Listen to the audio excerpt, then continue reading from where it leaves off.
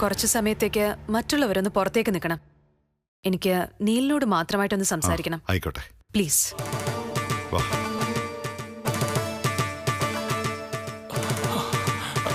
Doctor, എന്തിനാ അവരെ പറഞ്ഞു വിടുന്നേ? എന്താ ഡോക്ടർ? നീൽ, ഞാൻ പറയുന്ന കാര്യങ്ങൾ വളരെ ശ്രദ്ധയോടെ കേൾക്കണം. എന്നിട്ട് ഒരു തീരുമാനം എടുക്കണം.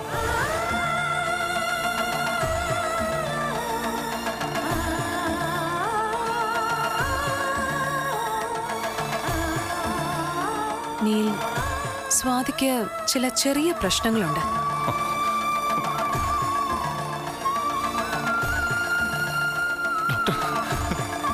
എന്റെ സ്വാതി, അത് ചിലപ്പോ ഇനി അങ്ങോട്ടുള്ള നിങ്ങളുടെ ജീവിതത്തെ തന്നെ ബാധിച്ചേക്കാം. അതുകൊണ്ട് ഇക്കാര്യം ഞാൻ ആദ്യം നീലുമായി സംസാരിക്കാൻ തീരുമാനിച്ചത്. ഡോക്ടർ, എന്താ എന്താ എന്റെ സ്വാതിക്ക്? നീൽ, സ്വാതിക്ക് ഇന്റേണൽ ഹെഡ് ഇഞ്ചുറി ഒന്നുമില്ല. ജീവൻ അപകടം വരാവുന്ന ഒന്നും അവർക്ക് സംഭവിച്ചിട്ടുമില്ല. കുറച്ചു സമയത്തിനകം അവർ ബോധത്തിലേക്ക് തിരിച്ചു വരും. പക്ഷേ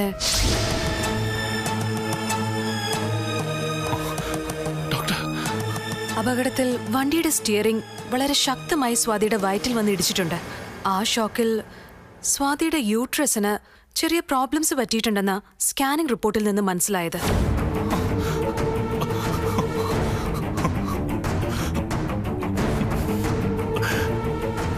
ചെറിയ രീതിയിൽ യൂട്രസിനുള്ളിൽ ബ്ലഡ് ക്ലോട്ട് ആകാൻ തുടങ്ങിയിട്ടുണ്ട്. അതുകൊണ്ട് സ്വാതിക്ക് അടിയന്തരമായി ഒരു സർജറി നടത്തിയേ പറ്റൂ. എന്നോട് ഇങ്ങനൊന്നും പറയരുത് പ്ലീസ്. നീൽ, നിങ്ങളോട് മാത്രമേ എനിക്കിത് കമ്മ്യൂണിക്കേറ്റ് ചെയ്യാൻ കഴിയൂ.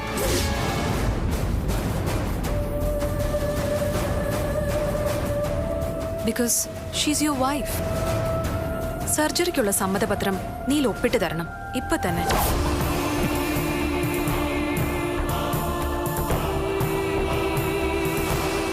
സിസ്റ്റർ, അതിങ്ങ് തരൂ. നീൽ, പ്ലീസ്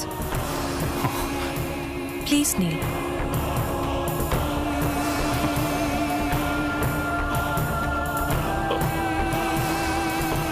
ഇതിൽ ഒപ്പിടൂ. നിങ്ങളുടെ കൺസെന്റ് ഇല്ലാതെ ഞങ്ങൾക്കിത് ചെയ്യാനാവില്ല.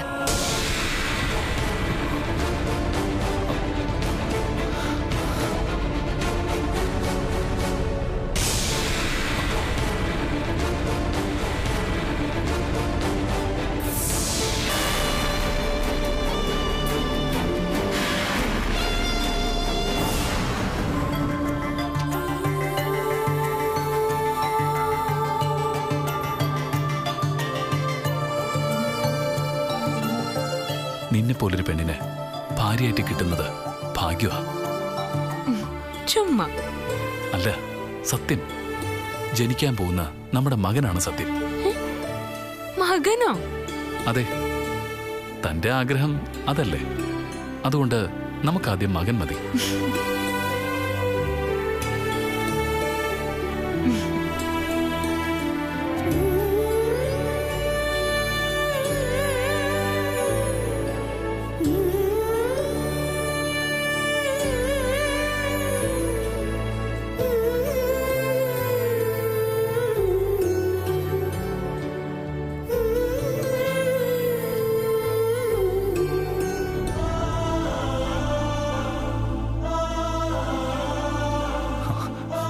ഡോക്ടർ, എന്റെ സ്വാതിക്ക് ഇനിയൊരു അമ്മയാവാൻ കഴിയില്ലേ?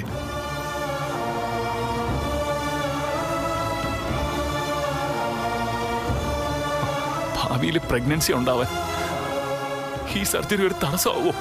നീൽ, സ്വാതിക്ക് ഇനിയൊരു പ്രഗ്നൻസി ഉണ്ടാവോന്ന് എനിക്കിപ്പോ ഉറപ്പിച്ചു പറയാൻ കഴിയില്ല.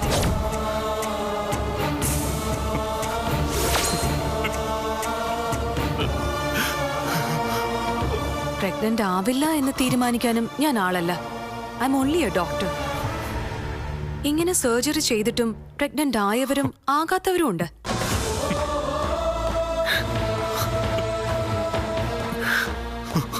നീൽ, കൂൾ. ഇത് ഈശ്വരന്റെ വിധിയാണ്. നമ്മളത് അനുഭവിച്ചേ പറ്റൂ. ഏത് രോഗവും ഭേദമാക്കുന്ന മഹാവൈദ്യനല്ലേ ഈശ്വരൻ. ഒരു കുഞ്ഞിനെ നിങ്ങൾക്ക് ഈശ്വരൻ തരുമെന്ന് തന്നെ വിശ്വസിക്കാം.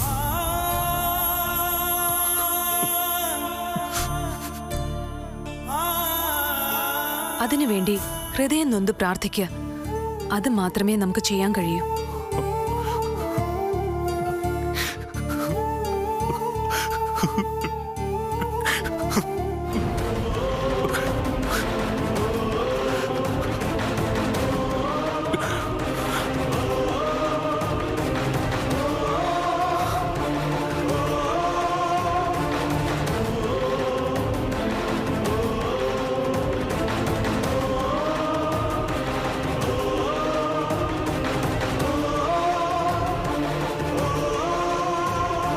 ഒരു കുഞ്ഞുണ്ടാവാൻ മനസ്സുകൊണ്ട് ഒരുപാട് ആഗ്രഹിച്ചവരാ ഞാനും എന്റെ സ്വാതിയും. അതിനുവേണ്ടി ഞങ്ങൾ ഒരുപാട് കൊതിച്ചു. അതിന് വെറും ഒരു പ്രതീക്ഷ മാത്രമാവും അല്ലേ ഡോക്ടർ?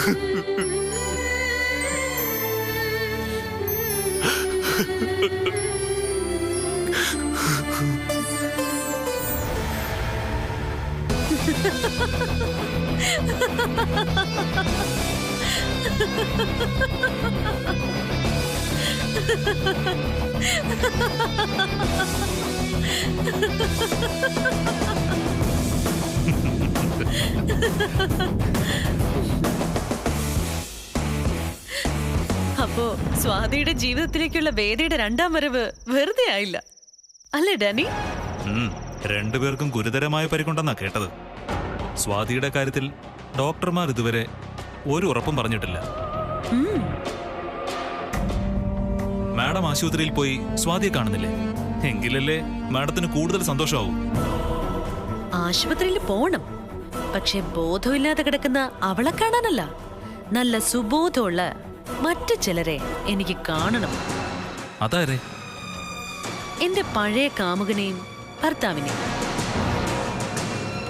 രണ്ടുപേരും ഇപ്പോഴും അവിടെ തന്നെ ഉണ്ടാവുമല്ലോ അല്ലേ? ഉണ്ട് മാഡം. വിവരം പറഞ്ഞ് അച്ഛനും അനിയനും ആശുപത്രിയിൽ എത്തിയിട്ടുണ്ട്. ഞാൻ അവിടെ പോയിരുന്നു. ആ പരിസരമൊക്കെ നിരീക്ഷിച്ചിട്ടാണ് ഞാൻ വന്നത്. എന്തായാലും ഇപ്പോഴും പോലീസിൽ വിവരം എത്തിയിട്ടില്ല. അത് നന്നായി. തൽക്കാലം ഇതൊരു അപകടമായിട്ട് തന്നെ അവര് കരുതിക്കോട്ടെ. അതല്ല മാഡം, അതിനു മുമ്പ് അവളുടെ സാരിയിൽ തീ പിടിച്ചത് എങ്ങനെയെന്ന് എനിക്ക് ഒരു പിടിയും കിട്ടുന്നില്ല. അമ്പലത്തിൽ വെച്ച് കാറിന്റെ ബ്രേക്ക് അഴിക്കാനായിരുന്നു എന്റെ പ്ലാൻ. പക്ഷേ അപ്പോഴാ തീപിടുത്തം ബഹളമായത്. വെറുതെ സാരിക്ക് അങ്ങനെ തീ പിടിക്കോ? അതിനു പിന്നില് എന്തോ ഒരു സംഗതിയുണ്ട്. അത് നമുക്ക് കണ്ടെത്തണം. നമ്മൾ എന്തിനാ മാഡം അതിന്റെ പിന്നാലെ പോകുന്നത്? നമ്മൾ പ്ലാൻ ചെയ്ത കാര്യം അമ്പലത്തിൽ വെച്ച് നടക്കാത്തത് കൊണ്ട് കിട്ടിയടത്ത് വെച്ച് നടപ്പാക്കി. അത് സക്സസ് ആയി. നമുക്കതുപോരെ? അത് പോരാ ഡാനി. സ്വാതിയുടെ ജീവിതത്തിൽ സംഭവിക്കുന്ന ഓരോ കാര്യങ്ങളും എനിക്ക് അറിഞ്ഞേ പറ്റൂ. അവളെ സഹായിക്കാൻ എവിടെ നിന്നൊക്കെ ആളുകൾ വരുമെന്ന് എനിക്കറിയണം. ഇനി ആര് വന്നാലും അവര് കിടക്കാൻ എഴുന്നേക്കുമെന്ന് എനിക്ക് തോന്നുന്നില്ല. രണ്ടിനെയും ശവം പോലെയാ നാട്ടുകാർ എന്റെ മുന്നിൽ കൂടി എടുത്തോണ്ട് പോയത്. ഡാനി, ആ കാഴ്ച എന്നെ ലഹരി പിടിപ്പിച്ചു കളഞ്ഞു. നമ്മുടെ ശരീരത്തിന്റെ ഓരോ അണുവിലും സന്തോഷം ഇങ്ങനെ പതഞ്ഞു പൊന്തുന്ന ഒരു ലഹരിയുണ്ടല്ലോ, അത് ഞാൻ അനുഭവിച്ചു.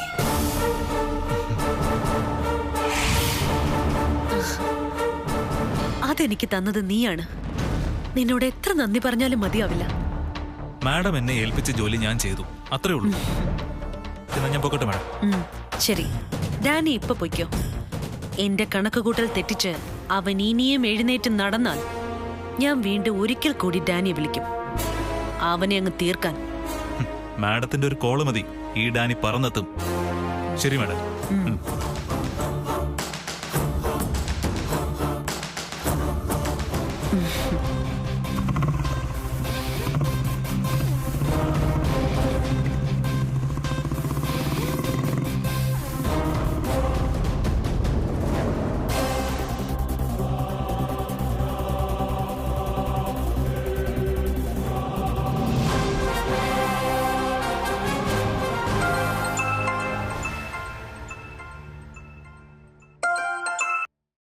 ഹലോ ഹലോ ഡോക്ടർ ആന്റി, എവിടെയാ?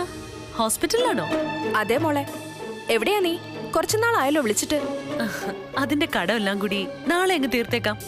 നാളെ രാവിലെ ഞാൻ അവിടെ എത്തും ആന്റിയെ കാണാൻ. നാളെയോ? ഓ കൊള്ളാലോ, വെൽക്കം, വന്നാട്ടെ.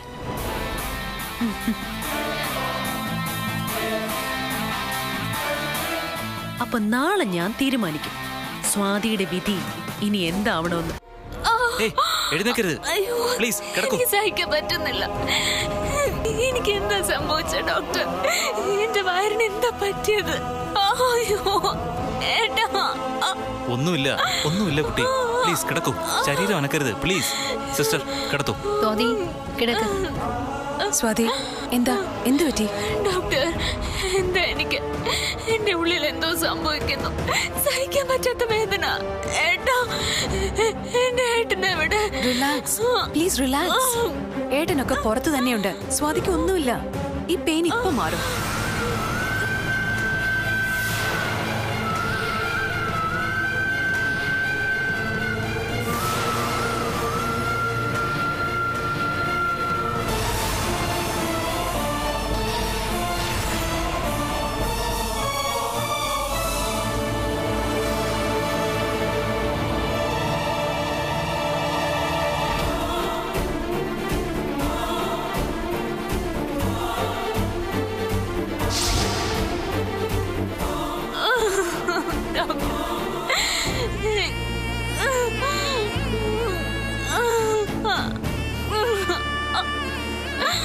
സ്വാതി, അനങ്ങാതെ കിടക്കണം. വണ്ടി ഇടിച്ചതിന്റെ ഷോക്കിൽ ശരീരം നന്നായി ഒലഞ്ഞിട്ടുണ്ട്. വയറിനും ക്ഷതം പറ്റിയിട്ടുണ്ട്. അതിന്റെ ഈ വേദന. നന്നായി റെസ്റ്റ് എടുത്താൽ മതി, അത് മാറിക്കോളും. ഡോക്ടർ, എന്റെ ഏട്ടൻ എവിടെ? എനിക്ക് ഏട്ടനെ ഒന്ന് കാണണം. ഒന്ന് വിളിക്കും പ്ലീസ്. ഡോക്ടർ, ഏട്ടനോടൊന്ന് വരാൻ പറയും. നീയോടൊന്ന് വരാൻ പറയും. ശരി ഡോക്ടർ. ഡോക്ടർ, എന്റെ ഏട്ടൻ എന്തെങ്കിലും പറ്റിയോ? ഏയ്, അദ്ദേഹത്തിന് കാര്യമായിട്ടൊന്നും പറ്റിയിട്ടില്ല. രണ്ടുപേരെയും ഈശ്വരൻ രക്ഷിച്ചു.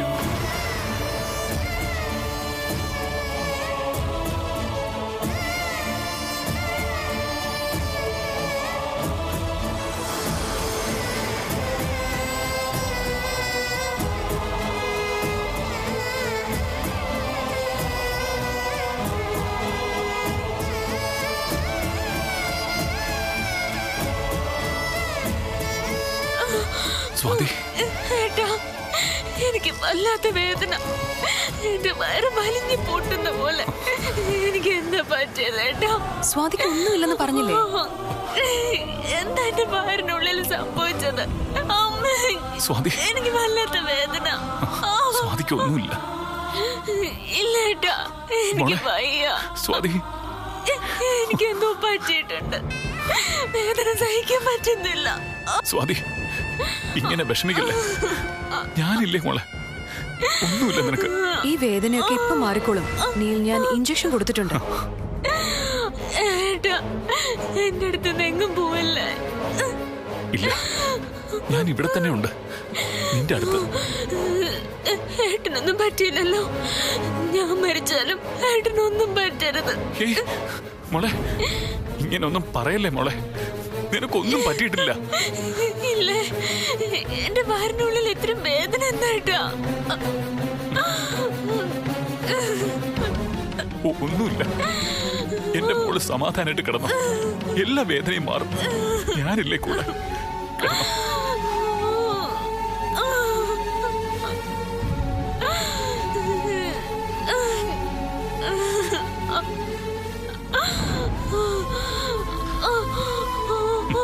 കിടന്നോ. കിടന്നോ. കിടന്നോളൂ.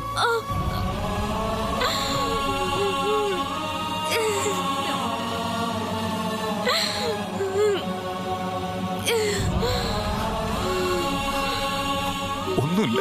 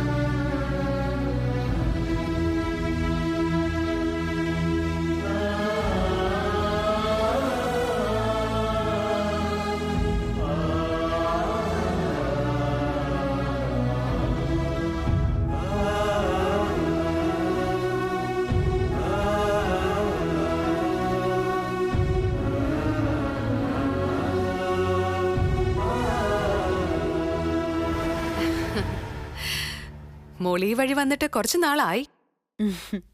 അതിന് ആന്റിക്ക് തിരക്കൊഴിഞ്ഞിട്ട് വേണ്ടേ? ഏത് സമയത്ത് വന്നാലും പേഷ്യൻസ് അല്ലേ. ഒരു 10 മിനിറ്റ് സമാധാനമായിട്ട് സംസാരിക്കാൻ കൂടി കിട്ടില്ല. അത് മോള് പറഞ്ഞത് നേരാ. ആന്റിക്ക് തിരക്കിന് കുറവൊന്നുമില്ല. അതിരിക്കട്ടെ, പെട്ടെന്ന് നീ എന്താ ഈ വഴിക്ക് പ്രത്യക്ഷപ്പെട്ടത്? ഒരു ചെറിയ കാര്യമുണ്ടെന്ന് കൂട്ടിക്കോ. അതെന്താ? ഇവിടെ അപകടത്തിൽപ്പെട്ട് 2 പേരെ കൊണ്ടുവന്നിട്ടില്ലേ, ആ സിനിമാ നടനും ഭാര്യയും. ഓ, അത് മോളുടെ ആരാ? മോൾക്ക് അവരുമായിട്ട് എന്താ ബന്ധം? ചെറിയൊരു ബന്ധമുണ്ട്. എന്ത് ബന്ധം? എന്നെ ജയിലിലാക്കിയത് അവളാ, സ്വാതി.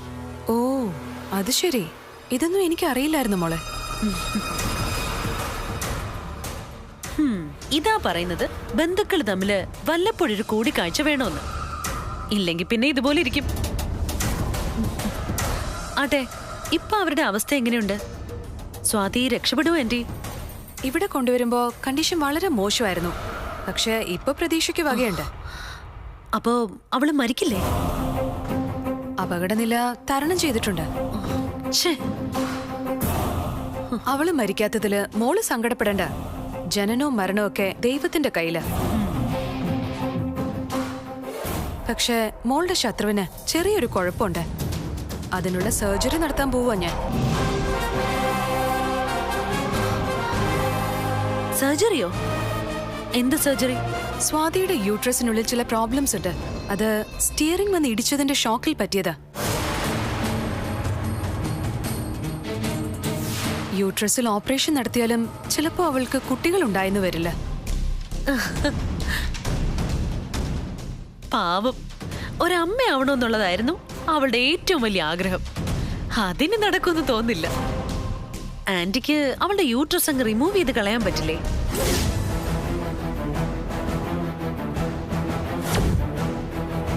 ആന്റി ഞെട്ടിയോ? ഞാൻ കാര്യമായിട്ട് ചോദിച്ചതാ.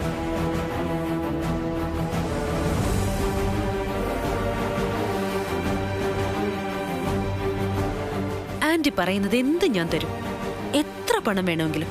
പകരം ഈ ഒരു ചെറിയ കാര്യം ആന്റി എനിക്ക് വേണ്ടി ചെയ്യോ? അവളെ കൊല്ലാനൊന്നും പറഞ്ഞില്ലല്ലോ. ആ സാധനം അവളുടെ വയറ്റിലിരുന്നിട്ട് പ്രത്യേകിച്ച് ഒരു കാര്യവുമില്ല. അപ്പൊ പിന്നെ ആന്റിക്കത് ഈസി ആയിട്ട് ചെയ്യാവുന്നതേ ഉള്ളൂ. മോളെ, ജീവൻ എടുക്കുന്നതല്ല, ജീവൻ നൽകുന്നതാണ് ഒരു ഡോക്ടറുടെ കടമ. മോളി പറഞ്ഞത് ഒരു ഡോക്ടറുടെ എത്തിക്സിന് ചേരുന്നതല്ല. മോൾ ആന്റിയെ നിർബന്ധിക്കരുത്. ഇത് നടക്കില്ല. ഇക്കാര്യത്തിൽ മോളോട് എനിക്ക് യോജിപ്പില്ല.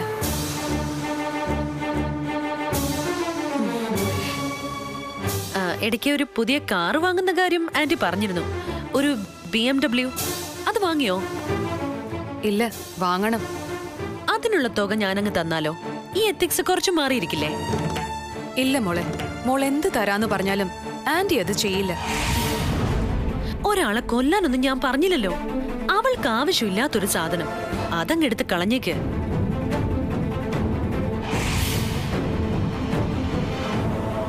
ജീവിതത്തിൽ ഇനി ഒരിക്കലും അവൾക്കൊരു കുഞ്ഞുണ്ടാവരുത്. മരണത്തിനേക്കാൾ വലിയ ശിക്ഷ തന്നെയാ അത്, അല്ലേ ആന്റി? എന്റെ ശത്രുവിനുമേൽ എനിക്ക് ജയിച്ചേ പറ്റൂ. മോളെ, എന്നെ പോലൊരു ഡോക്ടർ ഒരിക്കലും ഇങ്ങനെ ചിന്തിക്കാൻ പോലും പാടില്ല. അതെ, പാടില്ല. പക്ഷേ ആന്റി വെറൊരു ഡോക്ടർ മാത്രമല്ല, എനിക്ക് ഏറ്റവും വേണ്ടപ്പെട്ട ഒരാൾ കൂടിയാ. എന്റെ ശത്രു ആന്റിക്ക് ഒരിക്കലും ഒരു മിത്രമാവില്ല. എന്നെ സഹായിക്കുന്നതിന്റെ വില ആന്റിക്ക് തീരുമാനിക്കാം.